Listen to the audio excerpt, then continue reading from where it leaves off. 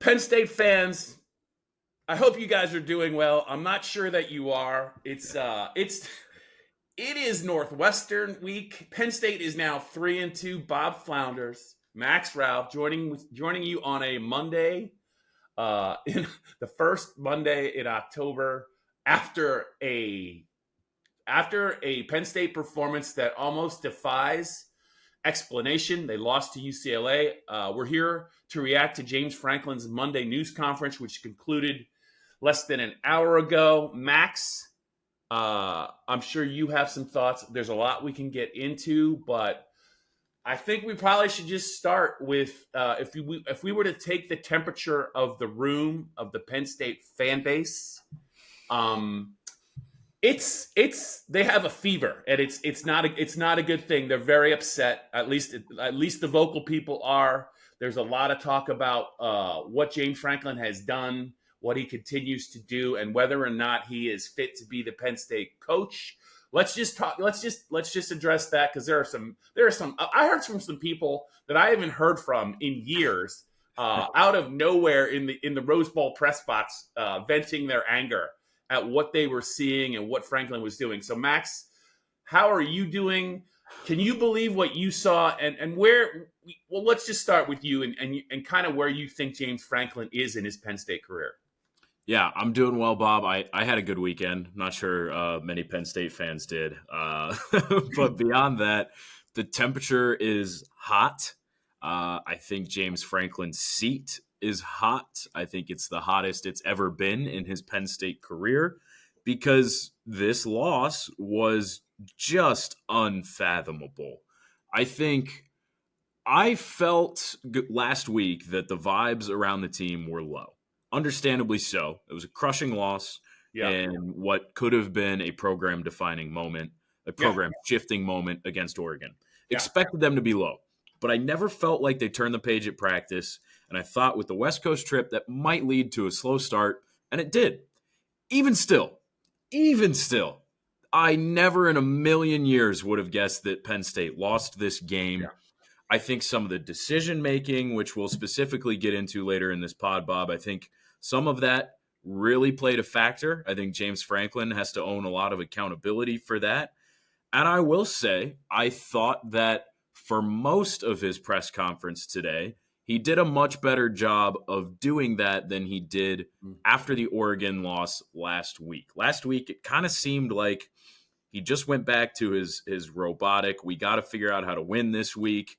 Yeah. And I can't help but wonder if that rubbed off on the team a little bit, a team that was number 2 coming into the season and should have thoroughly manhandled an 0-4 team with interim coaches all around. I can't help but wonder if that crept in. Today, I felt James Franklin answered questions at face value, took a lot more responsibility, and, he needed to do that. I did think there were a couple of moments toward the end of the day where he got back to that, we just have to beat Northwestern, and I'm kind of tired of hearing that after this sort of showing. And I know you feel the same way, Bob. We just talked about that. Mm-hmm. As far as, his seat being hot, it is hot. And that's the truth. It's, for me, a difficult conversation. I know fans are never going to stop clamoring after this for him to be fired. I think it's a difficult conversation because, for a lot of reasons. Number one, the buyout is prohibitive. If they fired him this week, it'd be $56 million. Even if they fired him on January 1st, it'd be $48 million. There's a world in which if he left for, another head coaching job somewhere, it may only be $2 million or something of that variety. That exists, but the buyout is a prohibitive factor in this.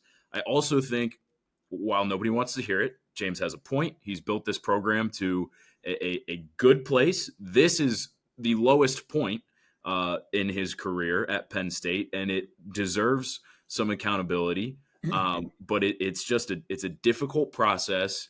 And also, at the end of the day, he is a human being, and it's, you got to be fair to him at some point. He's being held accountable for sure by us in the media and asking all the questions that we had to that last week, today, and continuing this week by the fan base, who will probably boo him at homecoming, and boo might be kind for this weekend against Northwestern. It's a touchy subject for a lot of reasons. I think that there's valid reason that the Penn State fan base is, going all out on that chain, but I don't know that the answer is just that simple. That's a long-winded review, a long-winded temperature check for you, Bob. Yeah. And I'll let you roll with it now. Yeah, I think your points are obviously fair, spot on. I think my take, being at the game, watching the game unfold, why it's the caliber of the team they just gave up 42 points to, but to me it was a complete coaching failure in that game, and it started at the top. Jim Knowles and that game. I mean, there's so many questions. Literally, it really felt like one player beat Penn State. Yeah. A Penn State defense that has more depth, is faster. I know Tony Rojas' loss really hurt them, but they had one job. After the first drive, Max, they had one job: keep this kid in the pocket. Do not get up the field. Do not let him run the ball. Make him, if he's gonna beat you, he's got to beat the secondary. You cannot let him on. They were like 10 for 14 or 10 for 16 on third down. They let one player beat them, and that is just it's disgusting. There is no explanation for that. Jim Knowles has a lot of explaining to do. Andy Kotelnicki has a lot of explaining to do, and James Franklin has a lot of explaining to do. Whoever thought it was a good idea to not get Kaytron Allen more involved in this game and in previous games, and then he's asked about it today by me and Tyler Donahue. I wasn't exactly revved up by either one of his answers that he's going to seriously consider giving Kaytron the ball 15 to 20 times moving forward, which is another coaching failure. I think this is what has triggered Penn State's fan base. It's they lost to UCLA, but it's how they lost to UCLA. The game plan stunk just about at every level. The special teams were caught sleeping after that opening possession. The block kick was great, but that onside kick just gave UCLA more courage. And once they did that and scored, there was no way Penn State was ever really going to get complete control of this game. They started slow again on offense, Max. The defense, to me, is the culprit, probably the biggest culprit in the game. I was pretty upset that Devontae Ross didn't really have a catch and wasn't really looked at. I was more upset about Kaytron Allen just kind of being not even on the field in that drive that they could have tied the game. But to continue, Penn State's defense just kept making mistakes, whether they missed tackles, whether the edge rushers got up the field, but they had no plan. They had none for that quarterback, Nico, and they were never even tempted to put another linebacker in the game. And look, Dom DeLuca has done some great things in his Penn State career, a former walk-on. He has gotten the most, I think, out of his ability and out of his career. He deserves to be on scholarship in a limited role on defense. He can be an effective player. He's a very good special teams player, obviously, with the punt blocks. But if you're going to leave him out there for 50 or 60 snaps, you're going to eat it, man. And that was an issue. And Max, we talked about it. James was asked about his linebackers today. They are wearing Amari Campbell out against teams that, there's going to be bigger challenges and better run games he's going to face. He is not a big linebacker. They are wearing him out. They don't have Tony Rojas. At some point, does Jim Knowles have to maybe keep the defense a little bit simpler for the linebackers? It seems like they are very hesitant to put them out there because they probably don't know what they're doing. You're absolutely right. And I think James Franklin said we're not playing as fast and aggressive on defense right now as we should be. And when you go out and you spend $3.1 million to get a defensive coordinator who I think fairly is looked at as one of the best in the game. I mean, his career speaks for itself. When you do that, it falls on the entire coaching staff, including the $3.1 million defensive coordinator, for not having your players ready for this season. You cannot. I don't need to reiterate anything you said about Dom DeLuca. That was all spot on. Great kid, great asset for this team. But when he's playing 78 snaps and he has 25% of your missed tackles as a team, that is unacceptable. And if it does come down to the fact that the scheme is not fully picked up by the players right now, which James Franklin said that is a contributing factor. He said, plain and simple, in his press conference today, 5 games into a season where you were picked to be a national championship winner or contender by damn near everybody, including us here at PennLive, and you are 5 games into the season and your defensive scheme is too complex for the players you have on your roster, that is an issue. And it is the reason why Penn State has 2 losses, including, Bob, I've written this sentence a lot over the weekend. One of maybe not but one of the worst losses in not just program history, but like college football history. And Bob, you laugh, but it's true. I know. An 0-4 or worse team I know. Since 1958 had only beaten a top 10 opponent 3 times. Yeah. And with an interim coaching staff to put up 42 points, it's unfathomable. What makes it more damning, and we're talking about the reception that James is going to get on homecoming weekend, and it's a later kick. It's 3:30, so they're going to have more time to get work done. Oh yeah. Yep. But and I tweeted this, and I think I wrote about it, but he kind of set the stage for this in Las Vegas when he said he was not asked. This was his opening statement. Mm-hmm. Each coach had about 10 minutes to talk about their team, and James over the years has been very, very, he knows how to play the game. He knows how to say things, but not say too much. But But he didn't do that, Max. He said it. He said this is in his 12th year. He won a Big Ten title. He was at the college playoff last year. He said this was his most complete team in terms of, he didn't say complete, but I'm paraphrasing. He said in terms of coaching with the addition of Knowles and with Kotelnicki calling plays, and he likes Justin Lustig, obviously on the special teams. With the coaching staff he has, and Stan Drayton, a former head coach, now as the running backs coach, and the veteran talent they brought back and retained, that this was his most complete team. Now, once you say that, it's on. Like you have to be a contender for the Big Ten title. You have to play your ass off in Columbus. You pretty much need to win the whiteout game against Oregon.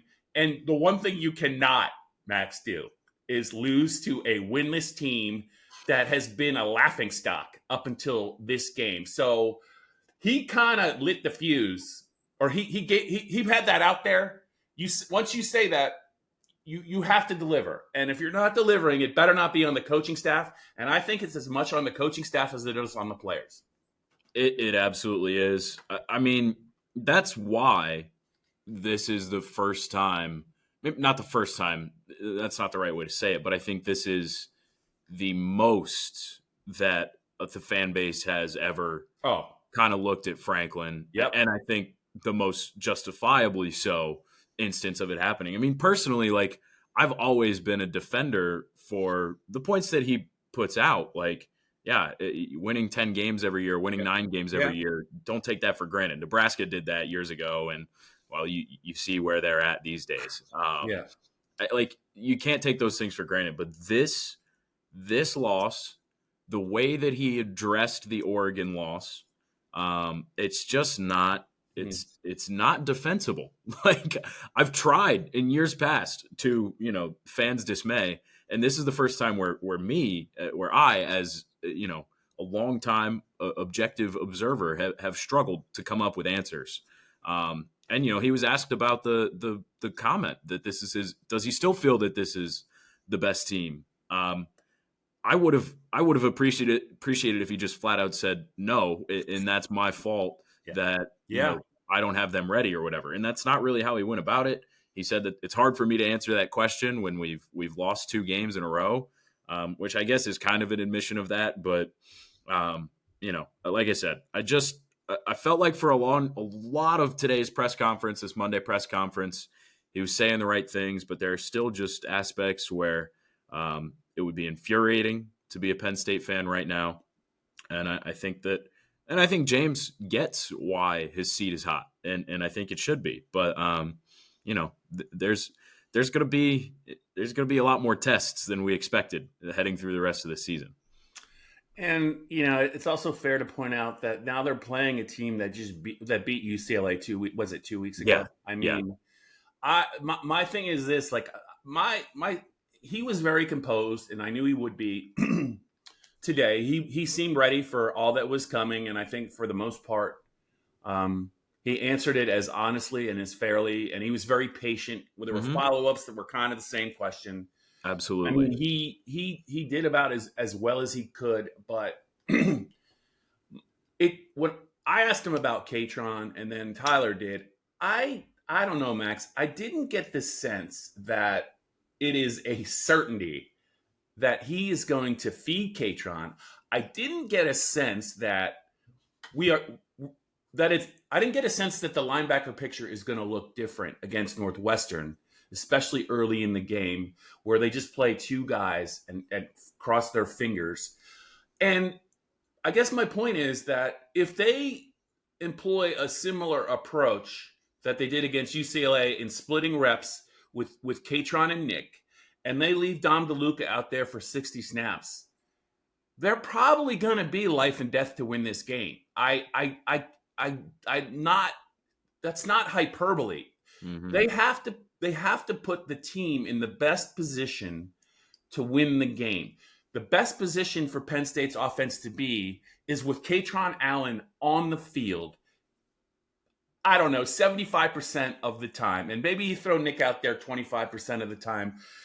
You can't ignore Devontae Ross in the passing game. I think he drew a flag that I thought was questionable. But to not have a catch after, in that fourth quarter, I against Oregon, I thought the only player that scared Oregon was Devontae Ross, and he was the one guy that he could run by those dudes. So I'm a little astounded. I don't think James Franklin is a guy that plays possum. I think he maybe should have said, look, looking back on some things, we are going to make a commitment. We are going to make a commitment to get our best players on offense involved. Those words were never uttered. So I'm not sure we're going to see it. And Max, if we don't see it, I'm getting ahead of myself. But if this is a game in the third quarter, we're talking about the reception from the fans. It's going to go from infuriated to downright nasty, and they have to change. They have to start faster. So I don't know. I am not confident that Jim Knowles is going to tweak his defense. I am not confident that Katron's going to be featured. I don't know what to say. Drew Aller, did all he could, I think, to win that game. He really did. And the fact that I'm saying he did all he could to beat a winless team in a stadium that probably had more Penn State fans in it. I mean, this is incredible. This is an incredible atmosphere that has been created by Penn State and Penn State's coaching staff, Max. And I just don't get a sense that they are prepared to have a plan in place to right the ship. Yeah, I'm with you. I do like James Franklin started to say it's a discussion heading into each week, which players we need to get touches, and Katron is one of those. And like that's just not the way to answer that. You can argue for Jeremiah Love. He's great at Notre Dame. After a slow start, I think he's turned into a great season. And shame on me. I'm going to pull it up as I talk here. But, how many other freaking running backs in the country are averaging 7.1 yards per carry and aren't leading their team in carries? I mean, come on. It's not rocket science. Screw whatever Nick Singleton did in the past for this team. Yeah. I mean, he has done great things. It's absolutely the truth. But you are in a situation where there is another running back on this team who is better, who is just better. And it doesn't matter. Your back is against the wall. You have to win games. And saying we have to look at giving Kaytron Allen more carries going forward isn't good enough. You have to say we are going to give Kaytron Allen more carries moving forward. And I think, Bob, as we talk in circles around the same idea of, he was patient, he answered questions well today.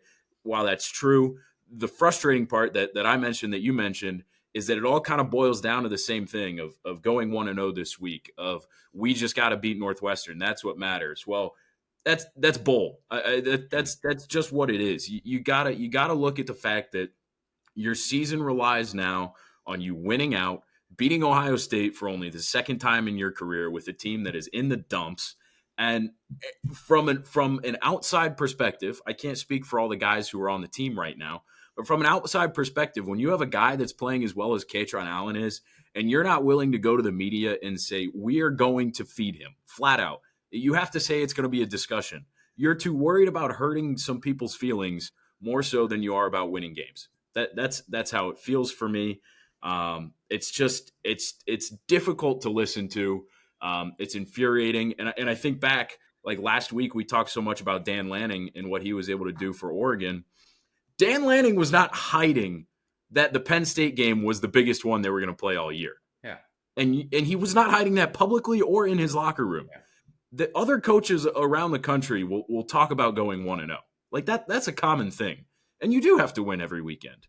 But if you try to treat every game like the same thing, it doesn't work. And, I think James Franklin today never really indicated that he said he'll review everything from top to bottom, game plans, coaching staff, whatever it may be.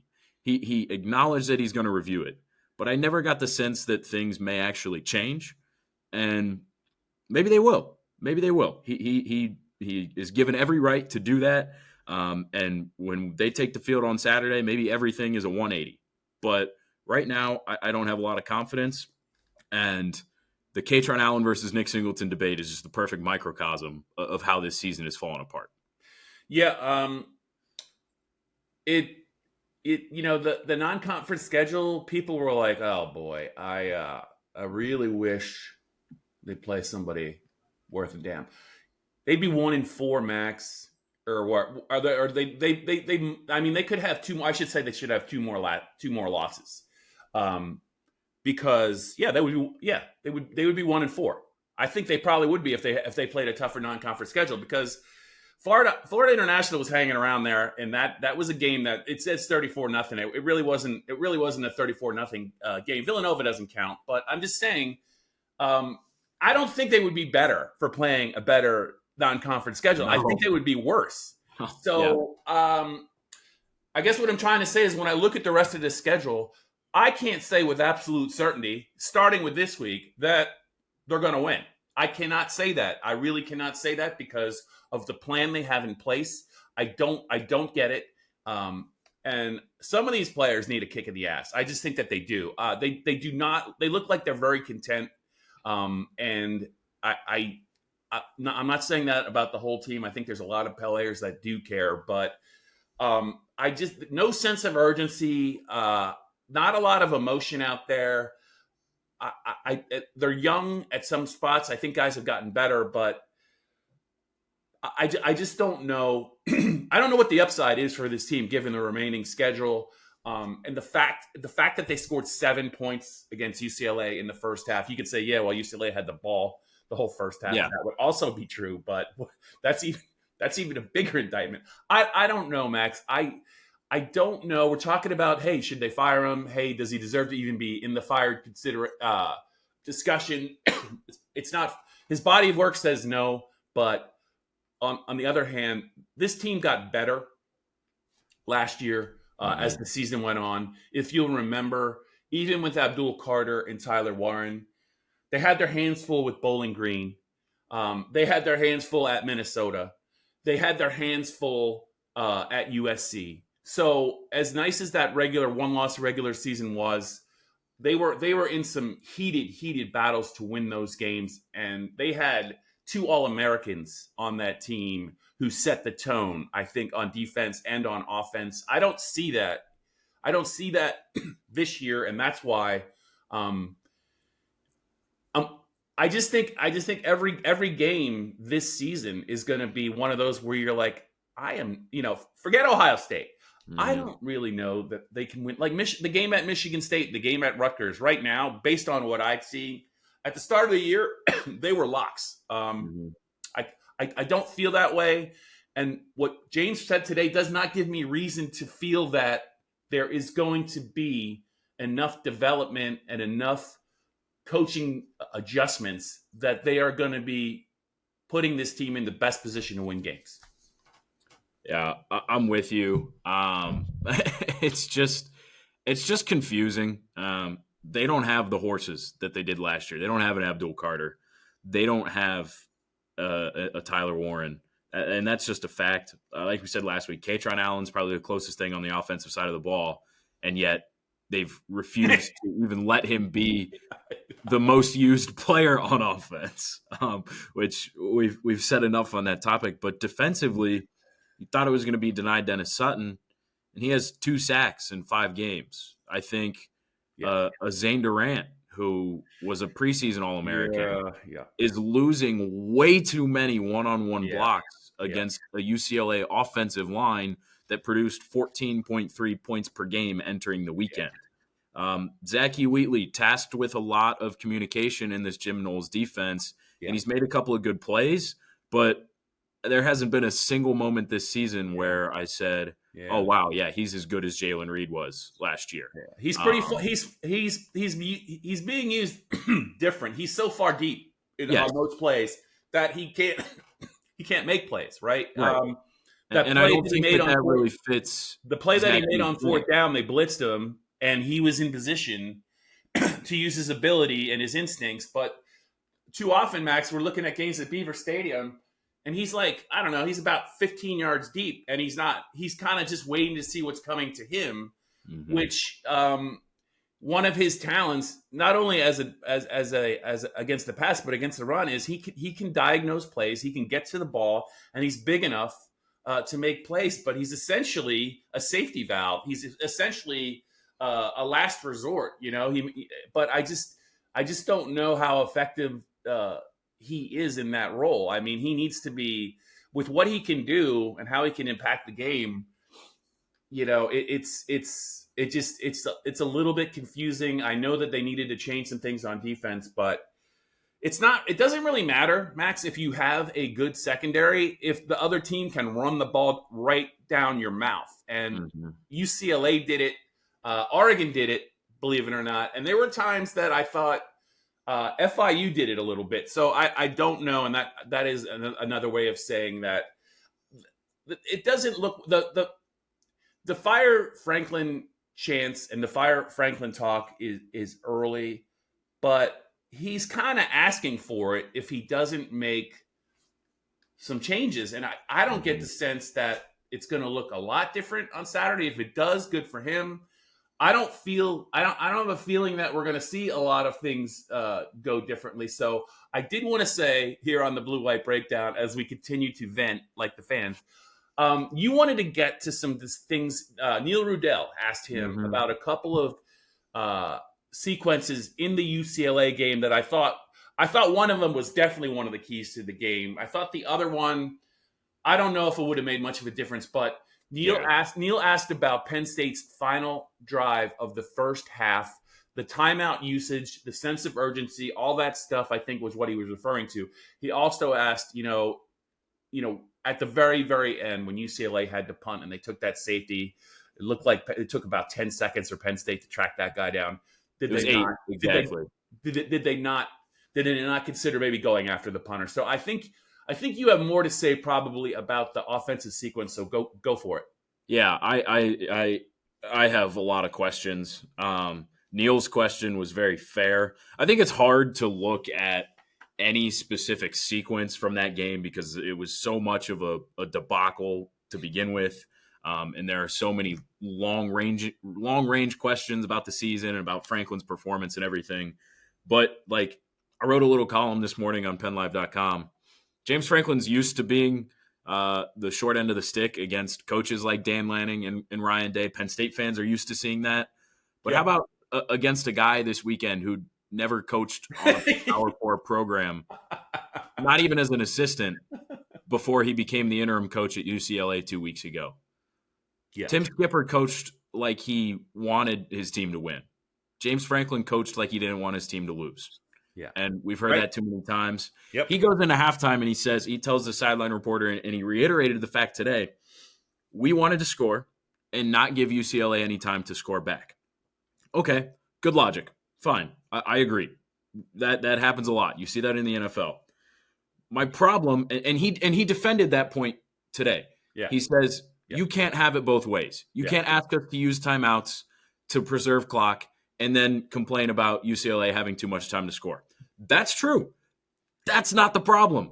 That's not the problem. The problem is you ran the ball twice with Nick Singleton, who averaged less than 4 yards a carry, against the fourth worst rushing defense in the FBS, not just the Big Ten, the FBS, in front of an offensive line with 5 returning starters. You run the ball twice. You let a minute tick off after just 2 plays where you've gained 5 yards. You have no sense of urgency, and you set yourself up for failure on 4th and 2. The question is not about how you used your timeouts, James. Yeah. The question is about why the hell were you not trying to score? That's what it looked like to me. Yeah. It looked like you were playing safe. I understand his argument. He's right. You cannot have it both ways. That is true. You can't use the timeouts and leave time. That's fine. It was the play calling sequence. It was the personnel on the field. It was embarrassing. And guess what? You didn't get either of your jobs done because you didn't score, and UCLA did score with time left on the clock. Yeah. So I don't care what you were trying to do. You didn't do it on either account, and it looked terrible trying to do it. You had no sense of urgency. I don't care if you use the timeouts. You can't let a minute tick away in the 2-minute drill after 2 plays. That can't happen. Yeah. And they can't be the most vanilla runs with a guy who has not had any production all season to begin with. Yeah. And I'm not going to rant anymore, but I feel like you are. Go ahead. You earned it. Go ahead. Why is Patron not on the field on the 4th and 2 to end the game? I mean, first of all, Bob, and I said this on a little video on Saturday, it looked like it was the exact same play call as the 3rd and 9 against Oregon that you and I. Yeah, I thought the same thing, and I think Landon Tengwall on X said they actually ran a similar play in the first half against UCLA. So and we ripped that decision last week, and now it's on your game-deciding play where you might even be playing for your career, James Franklin. You run that same play that didn't work against a much better team. But not only that, once again, the guy who is averaging 7 yards per carry and more than 6 in the game is not even on the field. If you're a defense and you see Tyler Warren on the field on 4th down, ask Ohio State about this last year. Yeah. You have to think about the ball going to Tyler Warren. If you're a linebacker and you're reading the backfield, your attention may be pulled away by Tyler Warren doing anything. He might be running straight through the end zone with no chance of getting the ball. But the fact that he is there makes you account for him. Yeah. Katron Allen is your best offensive player, and he's not on the field. There is no threat for the UCLA defense to worry about anything that is not out of the ordinary. They can all go on their keys because guess what? They spent the entirety of the game beating their one-on-one keys anyway. All of them except for Katron Allen. And they didn't have to worry about that. And that was malpractice, absolute coaching malpractice. And I don't even really care about the safety. It was 8 seconds. If he kicks the ball and you have a fair catch, it's 6 seconds. Yeah. It's not that big a deal. It was a problem because they clearly didn't appear ready for that. But I don't even care about that. The halftime and the 4th down are, I don't know. I can talk forever on it. Yeah. Max, I got 2 things to wrap up this blue-white breakdown and see if you agree or want to comment on. We indirectly and directly we have not said a lot of great things about Nick Singleton in recent weeks and his play and the stats and what we're seeing about how he looks on certain plays. I mean, I think it's fair to in his fourth year to say that. I just wanted to say one thing. If you noticed early in that game, there was one play where Drew did not hand off the ball to Nick. He pitched it to him, and he was in stride, and he had a nice gain around the right side. If you're going to get him the ball, that's the kind of play I think I would do with Nick, where he's got a little steam up. You know, he doesn't have to wait and think about getting the handoff. He's already moving. He's already taken a couple of steps. He's got Lyman in front of him. It's a pretty easy read. I have not seen a lot of that with Nick, and I think that is, if you're going to run Nick Singleton, that's the play I think is the play that he can be the most productive at. But that was not. I don't know if they actually went back to that play on any of his other. I think it was 10 carries. I just wanted to point that out. The other thing is I wanted to touch on what you said about James Franklin, the short end of the stick against the Ryan Days, the Urban Meyers, the Jim Harbaughs, and the Dan Lannings of the world. And now that he has his quote unquote most complete team, he's almost playing not to lose, especially in games like this. It's very dangerous to do that against a team that has nothing to lose. That UCLA and Northwestern are expected to lose. They see the point spread. They can let it fly. They can let it rip. Something James Franklin keeps talking about. They can let it rip, and there is no. If it doesn't work, who cares? Like, who cares? They have nothing to lose. They are going to play Penn State like this. What UCLA did, Northwestern should do as well. There's no downside to just going for it. The way that UCLA approached this game was, I just thought, awesome. We got one, the interim head coach. We got one guy that's dangerous, and we're going to feature him as a thrower and a runner. We're going to give him easy completions. We're going to block our ass off and give him a little time. And we're going to hope if the defensive ends get up the field too far, he's just tell them to take off. They kept it simple. They were aggressive on special teams. It was a plan where they played with their hair on fire. They were tired of getting talked crap on. They were the hungrier team. It's coming again this week with Northwestern. They're 21-point dogs. I just think James Franklin needs to know, if you're going to play not to lose against a team that's going to play, is this going to go all out to win? It's not going to go well for you. He has to be more aggressive. He can't be afraid to fail, because he's already failed with his approach. So he keeps telling his players to let it rip. James needs to at every game moving forward, he needs to let it rip. And he has to know that some of these teams, whether it was UCLA last week, whether it's going to be Northwestern this week, or whether it's going to, well, it won't be Iowa. It's Kirk Ferentz is too vanilla. But when they go to, Schiano, whether it's the Michigan State coach, they the world's going to tell them they can't win and they have nothing to lose. So I just think he has to be aware of that, and he has to call a game with that in mind.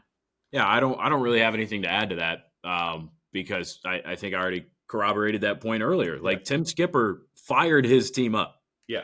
Plain and simple. In today's day and age of college football, where players are getting money, where, a couple of losses define your season, as much as James Franklin doesn't want that to be the case, a couple of losses do define your season. Mm-hmm. It's not like there are bowl games for 7-game winners that matter anymore. You have to be an elite motivator. And I don't think James Franklin is. I think he's an elite defender of the standard. And at this point, after losing to UCLA, I can't even say that anymore. But for 11 years, that was the case. And it's not anymore. And like I said, like, Tim Skipper outshined him in a big way last weekend. And it's a guy who has never done it before. The point on Nick Singleton, to go back to that, I think all the complaining that we've done, like, this isn't a Nick Singleton discussion, really. Like, this is a Katron Allen discussion. Yeah. This is the fact that he has been so good this year that you have to treat him that way. Even though Nick Singleton has been bad, he's been worse than he has been the past couple of years, that's not the problem. Like, he's still scoring touchdowns. He's getting first downs in power runs. He's not breaking big ones, but it's been okay, I'd say, okay at best. He's not the reason you're losing games. Let's put it that way. Katron Allen could be the reason you're winning games, and they're not treating him that way. But yeah, I mean, in Nick Singleton's career, he's always been best when he already has the ball in space, when he doesn't have to do a lot of thinking. Stan Drayton came in and asked him to do a lot of thinking, and he should have, because that's how a running back takes the next step. Yeah. Look at Katron Allen. Stan Drayton has helped Katron Allen take the next step, and that's absolutely true. Nick Singleton hasn't been ready for that, and okay, that's fine. It's on your coaching staff to figure out how to use his skill set best. And look, 2 years ago when we had a lot of these similar conversations about Nick Singleton under Mike Yurcich, when the explosion wasn't there, when he just didn't look like the same guy he did his freshman year. When Yurcich gets fired and Jalen Sider and Ty Howell are calling the offense, Nick Singleton's out in space every play. They're giving him bubble screens where they have numbers on the short side of the field and he can just run. Why aren't you doing more of those things? We aren't seeing that enough. He's not an inside the tackles runner unless your offensive line is just dominating people, and Penn State's is not. I think Nick Singleton is a fine football player. I think he will stick on an NFL roster for his athleticism. But Penn State's not helping him, and it doesn't really matter because Katron Allen is an elite football player, and he needs to be treated as such. Okay. I'm laughing because do you remember last Monday when somebody asked James Franklin about the Drew Aller's interception in overtime against Oregon and throwing that play to the boundary? And James said, "Yeah, well, that's we want to throw it to the boundary. That's the whole idea. He shouldn't. It was covered. He shouldn't have thrown it. Don't they go out and run it to the field for a touchdown against UCLA?" Yeah, I mean, that was pretty much the same play, and I'm like, wow, James, maybe the guy, whoever asked that question, that kind of made you think a little bit. I just thought it was funny. I'm like, I'm pretty sure that was a field throw that didn't work to the boundary against Oregon. I mean, you're right, and actually, I think they ran the same concept when they had 12 seconds at the end of the game too. Drew ended up checking it down to Nick Singleton because UCLA covered it to the boundary, but they were trying to get in range for a Hail Mary, and they ran the same concept again. I don't know. It's just we could talk in circles, Bob. I just wanted to bring that up because I was thinking about James answering questions and being like, "Oh no, that's what we wanted to do," and then the next week it's like he does the exact opposite thing and it works. So maybe there is hope that he could say one thing and do another against Northwestern, but he was the commander of the ship today. The ship may be sinking. He's still the commander, and I don't want to say it's business as usual, but he kind of made it clear that we got to get better. We got to beat Northwestern, and that's all we're worrying about. Whether or not they change to beat Northwestern, we'll see. Yeah, I go back and forth because there were moments where I felt like he was moving towards some changes, and then there were moments where I felt like it was more of the same. And after an unfathomable loss, compiling on yet another loss against a top 10 opponent, and in the context of how good this team was supposed to be, you just gotta make changes. So we'll see. Yep. Okay, so it's the blue-white breakdown. We're getting ready to wrap this up. I just wanted to remind the listeners and the viewers that and this is important because Max and Johnny are going to go live on Thursday. And Max, I'm sure you're going to tee up Johnny. He wrote a column not long after the UCLA result saying it's about time that Penn State and James Franklin parted ways, and he had a compelling argument. If you didn't see it, you can look at it on PennLive. Probably going to need to be a subscriber, which isn't a bad idea, by the way. But I think, Max, that'll be a nice conversation or a fascinating conversation.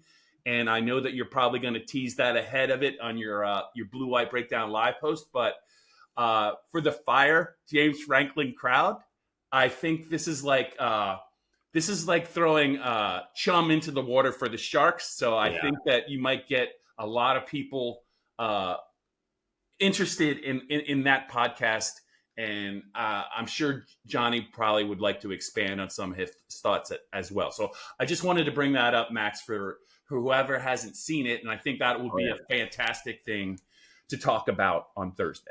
Hey, come fully loaded. Leave your comments in the comment section because we shout out most of them. I have a feeling this week there might be too many for us to get to all of them because there were last week, and I might think have to clean up some of the comments too, but that's okay. We could do that. But bring them on because we're ready. We'll give you a little bit of a platform, and we will answer questions and everything. And I'm sure there are going to be a heck of a lot of them this week. Guys, take care. The week's flying by. Max and Johnny, I'll talk to you soon.